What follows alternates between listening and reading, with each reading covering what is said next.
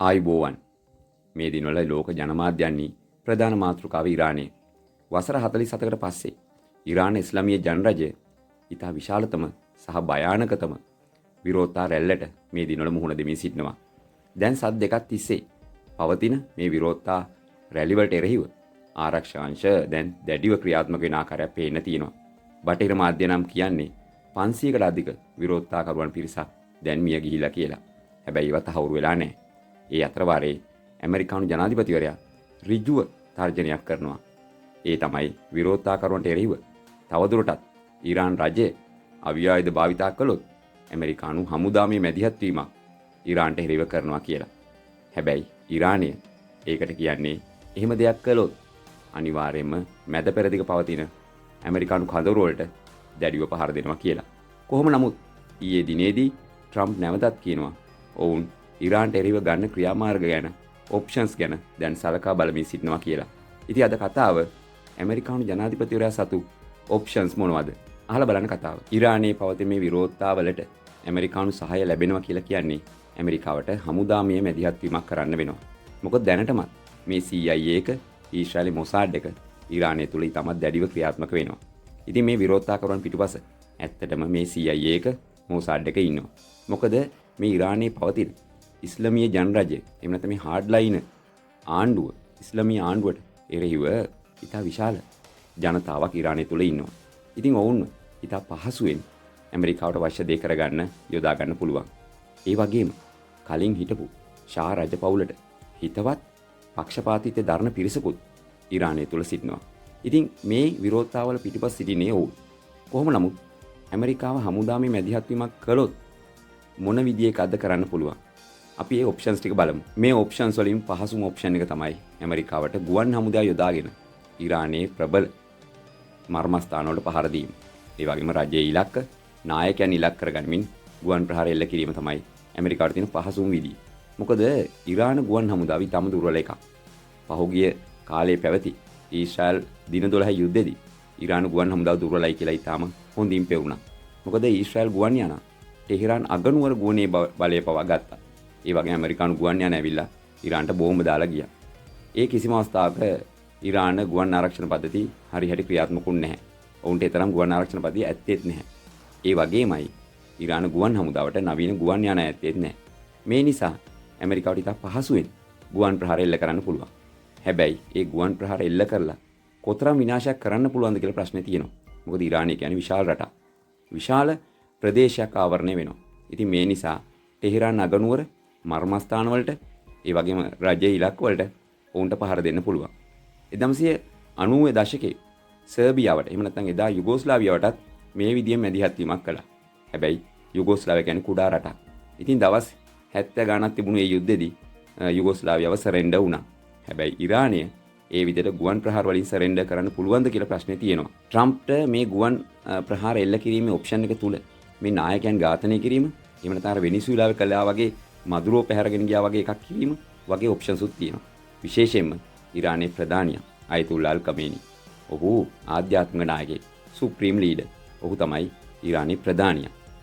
ජනාධිපතිවරයාට වඩා විශාල බලයක් ඔහුට තියෙනවා. ඒ වගේම ඉස්ලාමික් රිවොලුෂන් ගාඩ් කෝප්ස් එහෙම නැත්නම් IRGC එකේ ප්‍රධානියත් ඔහු. ඉතින් මේ අයතුල්ලා කමේනි ඊට වයස්ගත පුද්ගලයෙක්. ඉතින් ඔහුව ඝාතනය කිරීම එහෙම නැත්නම් ඔහුව පැහැර ගැනීම වගේ ක්‍රියාවක් ඇමරිකාවට කරන්න පුළුවන්. ඒක අපහසු නැහැ. හැබැයි මේ එක් පුද්ගලයෙක් පැහැරගත්තා කියලා මරා දැම්මා කියලා ඉරානයේ අර මදුරෝගේ පාලනය වෙනස් වුණා වගේ වෙනස් කරන්න අමාරුයි. මොකද ඉරානය තුල හાર્ඩ්ලයිනර්ස්ලා ගොඩක් ඉන්නවා. ඒ කියන්නේ ඔවුන් මේ ඉස්ලාමීය ජනරජයටත් කැමති.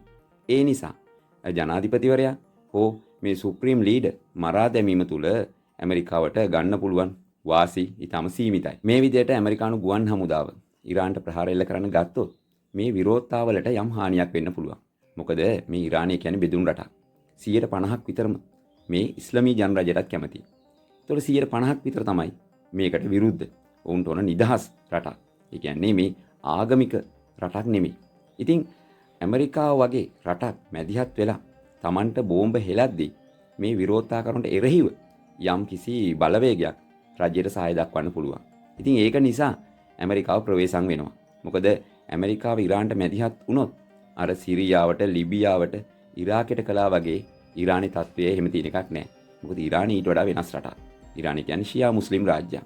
ඉතින් ෂියා මුස්ලිම් වරු ඉතාමත් දැඩි ලෙස මේ ඉස්ලාමීය රජයට සහාය දක්වන ආකාරයක පේන තියෙනවා. ඒ නිසා ඇමරිකානු ප්‍රහාර එල්ල වෙන්න ගත්තොත් ඉරාන් රජයට භූමියේ වාසියක් ලැබෙනවා. ඒ කියන්නේ මේ විරෝධතාකරුවන්ට එරෙහිව ඔවුන් නැගී සිටින්නත් පුළුවන්. ඒ නිසා තමයි ට්‍රම්ප් මේ ඔප්ෂන්ස් ගැන නිතරම කතා කරන්නේ. ට්‍රම්ප්ට තියෙන විනාශකාරීම ඔප්ෂන් එක තමයි මේක සිවිල් යුද්ධයක් දක්වා දුරදිග ගෙන යාම. ඒ කියන්නේ ලිබියාවේ සිරියාවේ කළා වගේ විරෝධතාකරුවන්ට අවියයි දීලා ඔවුන්ට සහාය දැක්වීම. එතකොට වෙන්නේ ආරක්ෂක අංශ සහ විරෝධතාකරුවන් අතර ගැටුම් ක්‍රමක්‍රමයෙන් වර්ධනය වෙලා මේ විරෝධතාකරුවන් සන්නද්ධ කණ්ඩායම් බඩපත් වෙන එක. මේකට ඉතින් වටේ තියෙන රටවල් වලුත් ජිහාඩ් සටන්කරුවන් එන්න පුළුවන්. විශේෂයෙන්ම ෂියා මුස්ලිම් වරුන්ට එරෙහිව මේ සුන්නි කණ්ඩායම් උනත් ඇතුළට එන්න පුළුවන්. ISIS සංවිධානය උනත් ඇතුළට එන්න පුළුවන්. මේක ඉතා භයානකම තත්ත්වයක්. මොකද ඇමරිකාව දැන් කීප වතාවක් මත පුච්චගෙන තියෙනවා. ලිබියාවේ මේක කළා අසාර්ථක වුණා. සිරියාවේ මේක කළා අසාර්ථක වුණා. ඉරාකේ ඇමරිකාව ඍජුව මැදිහත් වෙලා අසාර්ථක වුණා. ඇෆ්ගනිස්තානයේ අන්තිමට උනේ අසාර්ථක වෙච්ච එක. ඒ නිසා ඇමරිකාව තවදුරටත් එවැනි වියදම් කරලා අධික ධනයක් මේ වෙනත් රටක පාලනය වෙනස් කරන්න යොදා ගන්නවිද කියලා කියන්න අමාරුයි. එවන විටත් ට්‍රම්ප් තවත් ඔප්ෂන් එකක් භාවිතා කරලා තියෙනවා. ඒ ඉකොනොමික් ඔප්ෂන් එක. දැන් ඉරාන්ට එරෙහිව ඉරානයේ සමග ගනුදෙනු කරන සියලුම රටවල් වලට 125ක අතිරේක බද්දක් පනවන්න ඇමරිකාව තීරණය කළා තියෙනවා. මේක නම් ඊටම දරුණු තත්ත්වයක්. දැන් ශ්‍රී ලංකාව ගත්තොත් ශ්‍රී ලංකාව ඉරානයේ තෙල් විශාල වශයෙන් ආනයනය කරනවා. ඒ වගේම ශ්‍රී ලංකාව තේ විශාල වශයෙන් ඉරාන්ට අපනයනය කරනවා. එතකොට එවැනි රටවල් වලට 125ක අතිරේක බද්දක් පනවන්න යනවා. එතකොට මොකද වෙන්නේ? ඉරානයේ ආර්ථිකය තවත් දුර්වල වෙනවා.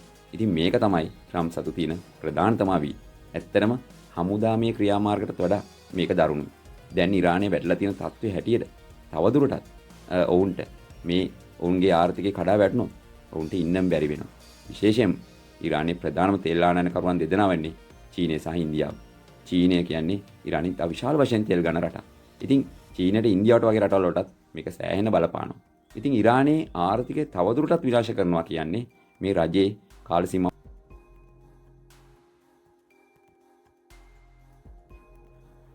KTN ගත්තොත් මේ ඔප්ෂන්ස් අතර මේ සම්බාධක පැනවීම එහෙම නැත්නම් අතිරේක බදු පැනවීම තුලින් ඉරානයේ ආර්ථිකය තවදුරටත් දුර්වල කිරීම, ගුවන් හමුදා මගින් ගුවන් ප්‍රහාර එල්ල කළා ඔවුන්ගේ නායකයන් ඝාතනය කිරීම සහ ආර්ථික මර්මස්ථාන සහ හමුදාවේ මර්මස්ථාන විනාශ කළ හමුදාව දුර්වල කිරීම, ඊළඟට විරෝධතාකරුවන්ට අවියයි දීලා ඔවුන් සටන් කණ්ඩායම් බවටපත් කළා සිවිල් යුද්ධයක් තුලින් මේ රජය පෙරලා දැමීම. ඉතින් මේ වගේ ඔප්ෂන්ස් කීපයක් තමයි අපිට පේන්න තියෙන්නේ. තවත් ඔප්ෂන්ස් තියෙනවද දන්නේ නැහැ. අපි හිතුවේ නෑ වෙනිසුලාවේ මදුරෝ පැහැරගෙන යම වගේ ඔප්ෂන් එකක් කරයි කියලා. ඉතින් කොහොම නමුත් ඉරානය අනෙක් රටවල් එක්ක බැලුවම ඒතරම් ලේසියෙන් වෙන් කරන්න බෙදන්න හෝ නැති කරන්න පුළුවන් රාජ්‍යයක් නෙමෙයි. මොකද අවුරුදු 47ක් තිස්සෙම මේ ඉස්ලාමීය ජනරජය මේ ලෝකේ රටවල් එක්ක යම් සම්බන්ධතා ගොඩනගාගෙන ඉන්නවා. විශේෂයෙන් චීනය සහ රුසියාව මේක දිහා බලන් ඉන්නවා. ඉතින් ඇමරිකාව උදව් කරන්න ගත්තොත් අනිවාර්යයෙන්ම චීනය සහ රුසියාවත් මේකට මැදිහත් වෙන්න පටන් ගන්නවා. දැනට ඇමරිකාව වගේ ක්‍රියාමාර්ගයක් ගන්න තරම් චීනය සහ රුසියාව ශක්තිමත් නැහැ. විශේෂයෙන්ම රුසියාව තමන්ගේ යුද්ධයක පැටලලා ඉන්නේ. ඉතින් ඒ නිසා ඔවුන්ට මේ වෙනත් රටක යුද්ධයකට මැදිහත් වෙන්න ලේසි නැහැ. ඉතින් අපි බලමු මේ ට්‍රම්ප්ගේ ඔප්ෂන්ස් මොනවා වේවිද? මොන වගේ ඔප්ෂන් එකක් ඔහු ඊළඟට ක්‍රියාත්මක කරාවිද? ඉතින් රැඳී සිටින්න අලුත්ම අප්ඩේට් එක එන්නම් අදට සමුගන්නම් ඔබට සුබ දවසක්.